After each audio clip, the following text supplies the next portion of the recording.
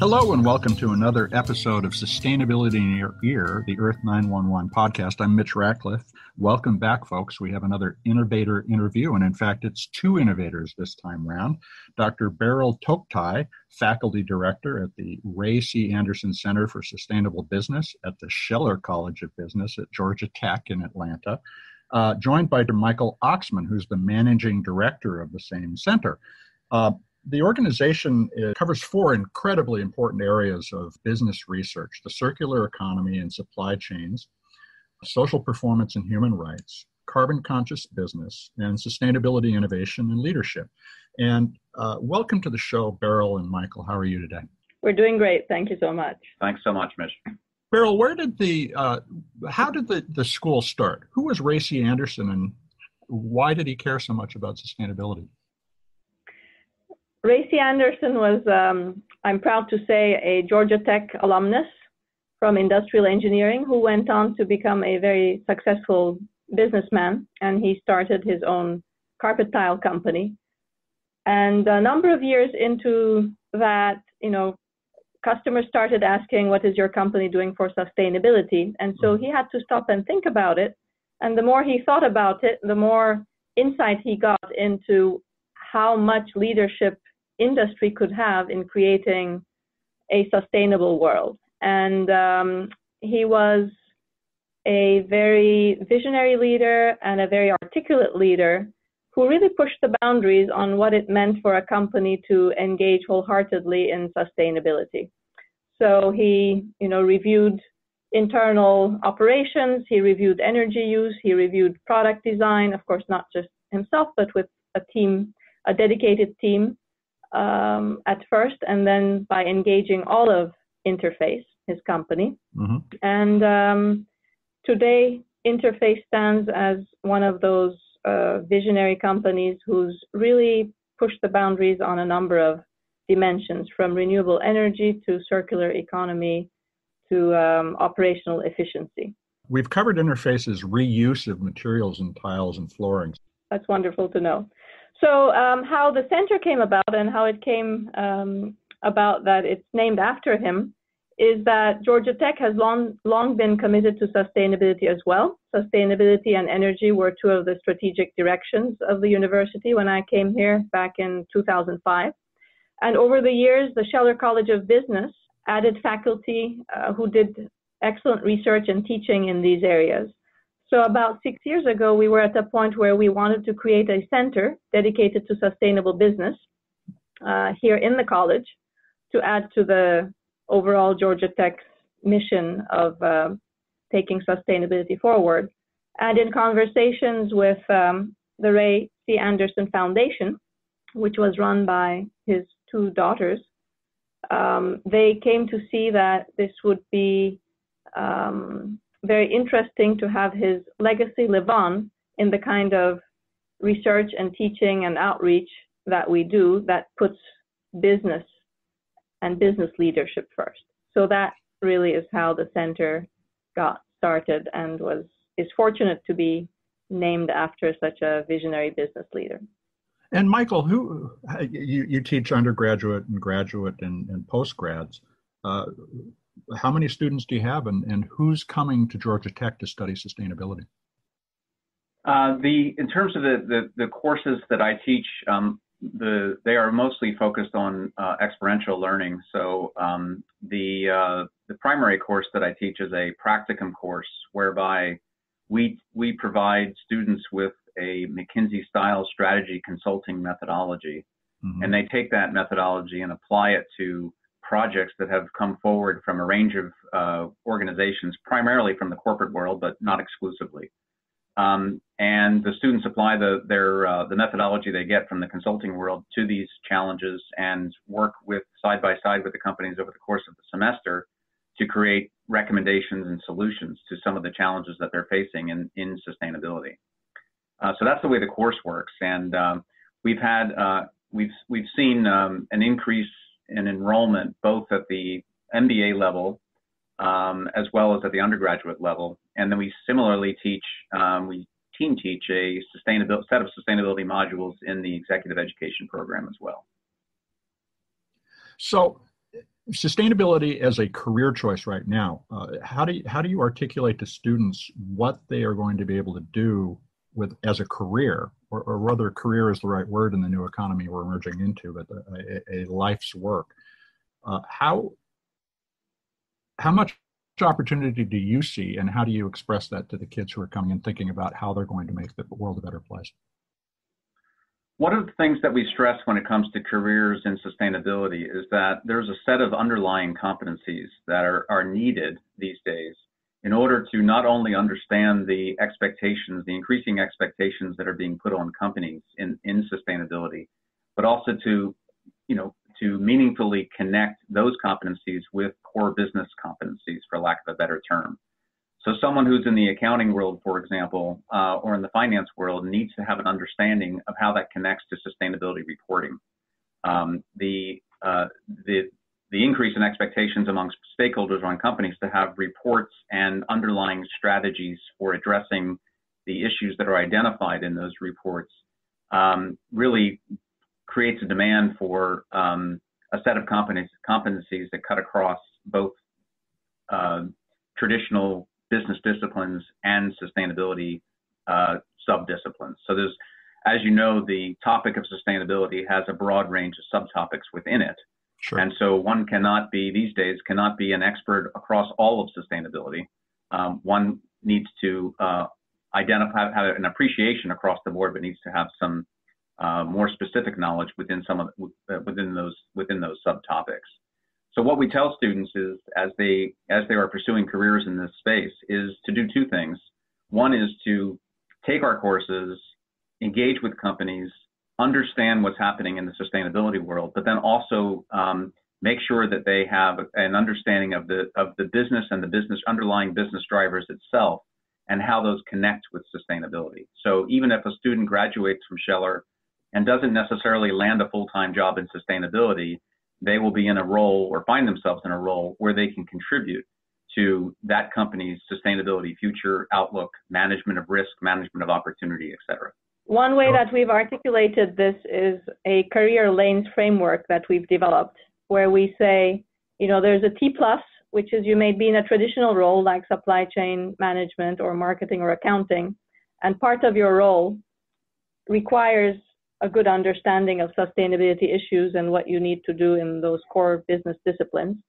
Or you might be in what we call a hybrid role, and these are more commonly found in companies that are more at the center of some of the emerging technologies, such as renewable energy, etc. And again, you might be working in one particular functional discipline, but by pushing forward the agenda and the goals of the company, you're making a contribution to sustainable business. And then finally, there is the specialized sustainability role, which is not going to be the typical role, especially not for an MBA or an undergraduate student graduating from a business school.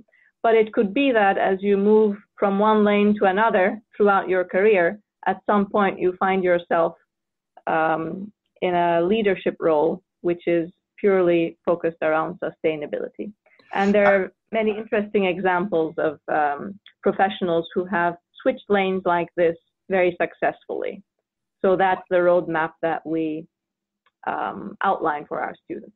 And as I was reading up on the center, particularly your carbon reduction challenge, which allows anybody in the school to do an internship or work on a project to identify a way to reduce carbon emissions, is great training for the way that we find ourselves in business today, because you can become a leader by innovating within any organization, as you were just saying. You're preparing these students to go out into the world and recognize opportunities to be more sustainable or more efficient within these organizations. Let's talk a little about how are you teaching the concept of a circular economy, and what companies are joining in that process with you to help the students recognize opportunities to improve the way we do things so that we produce less waste? So thanks for pointing out the carbon reduction challenge. That's something that we're very excited about. And what we really like about it is that it is, in fact, not an internship which is fully dedicated to sustainability or carbon reduction, but that we're asking our students who have already committed to some internship or co-op in whatever role that may be, to look around, talk to people, identify a carbon reduction opportunity, size the opportunity, put dollars around the opportunity, and then pitch it internally to try to get approval. And our students really are very good. It's a great learning experience, but they bring a lot of energy already starting out. We have had some tremendous successes in companies ranging from SunTrust to Chick-fil-A to BP and others, where students went in with ideas and they were able to convince the higher ups in the organization to make change. So they're learning to pitch too. Exactly. And that comes back to the competencies that Michael was talking about. When we're looking at the sustainability landscape, we need people who are comfortable taking an idea to multiple stakeholders, to making a business case, to pitching and bringing people on board. And so all of these experiential opportunities that we have developed are helping not only make people more carbon literate or circular economy literate, but also help develop those skills. And Mitch, I would just add to that, what all of the things that we're talking about support the two major overarching objectives that we have at the center. The first is to integrate sustainability into both business education and practice. So having those competencies across sustainability and business and being able to seamlessly work between them and connect the dots is one of the things that we're trying to achieve. And the Carbon Reduction Challenge and the Practicum, these are some of the avenues where that plays out, where that happens.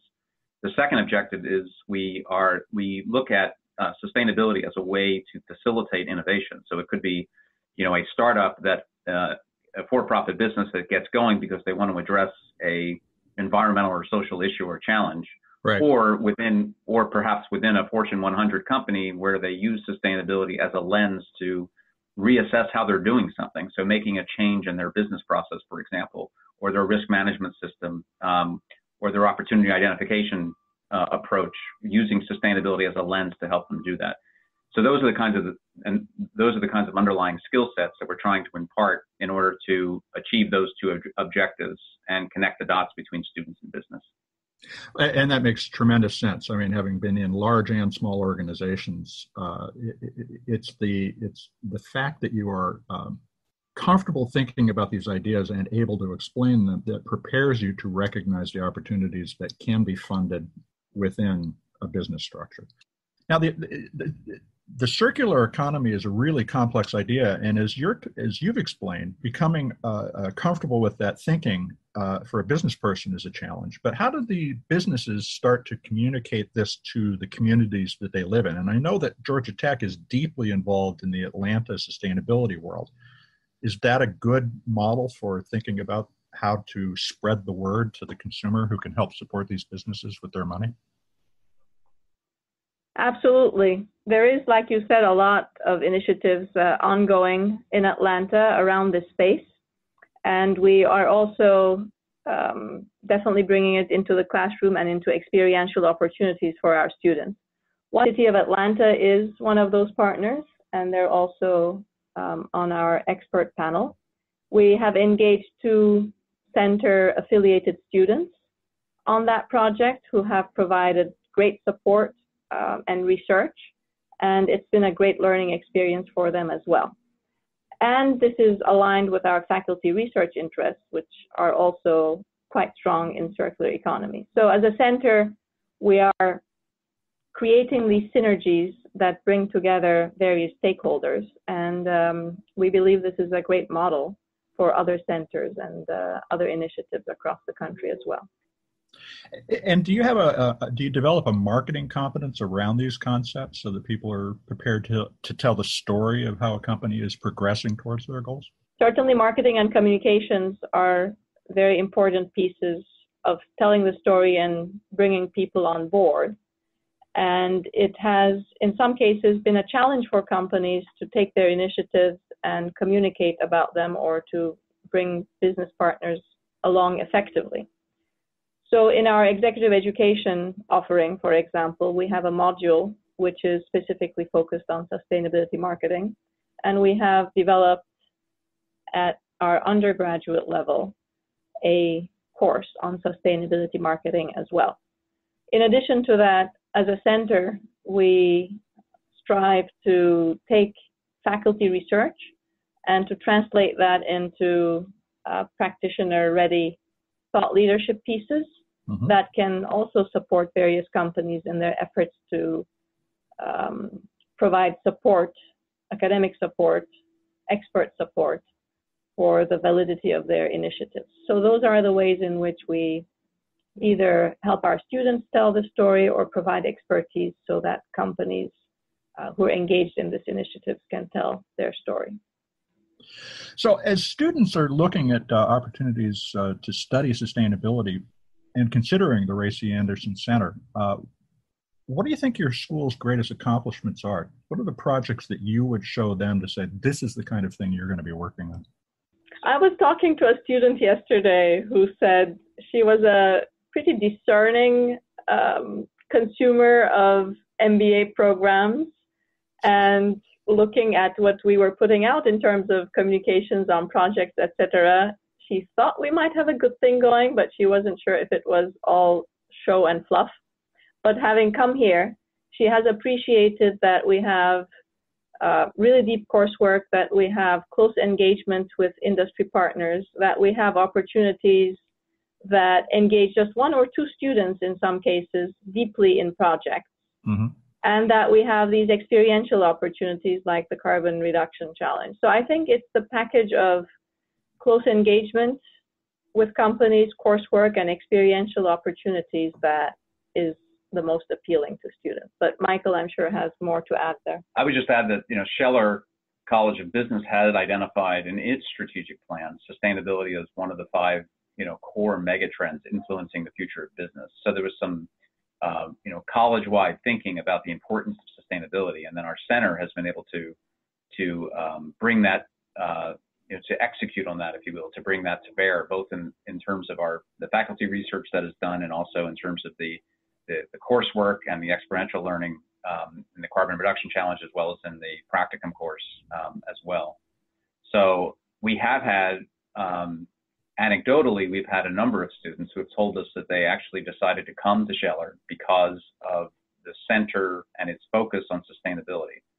So in that sense, it's created a differentiating opportunity for students who are very interested in learning more about sustainability and how it fits within business.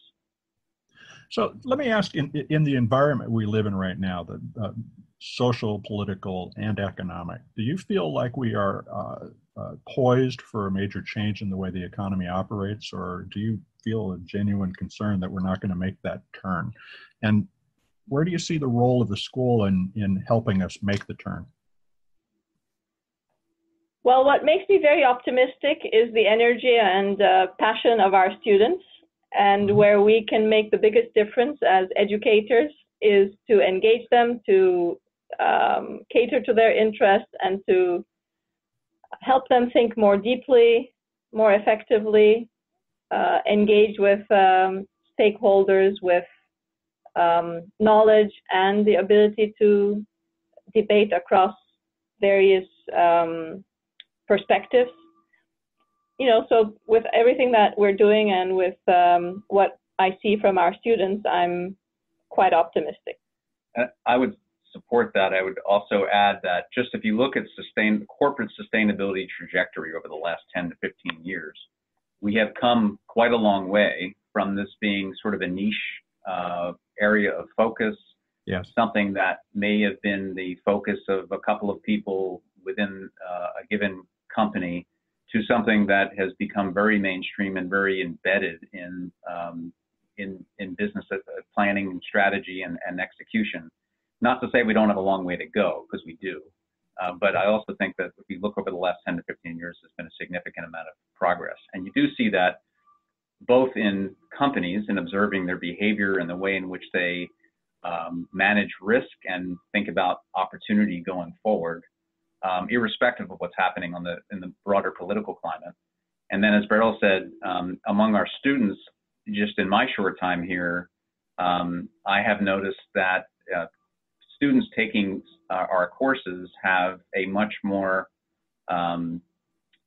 aspirational view of sustainability than when I first got here, which was more how does sustainability help us manage risk? Now I see students coming into class who want to understand how can business actually make a difference and move the needle. So that's very encouraging. This has been a very encouraging discussion. Thank you, Beril and Michael. We've been talking with Dr. Beril Toktay and Michael Oxman, who are respectively the faculty director and managing director of Georgia Tech's College of Business's Ray C. Anderson Center for Sustainable Business. And we thank you for joining us on Sustainability in Your Ear today. It's been our great pleasure. Thanks so much for having us. We thank you, Mitch. Appreciate it. And folks, we'll be back with another innovator interview soon. Take care, everyone.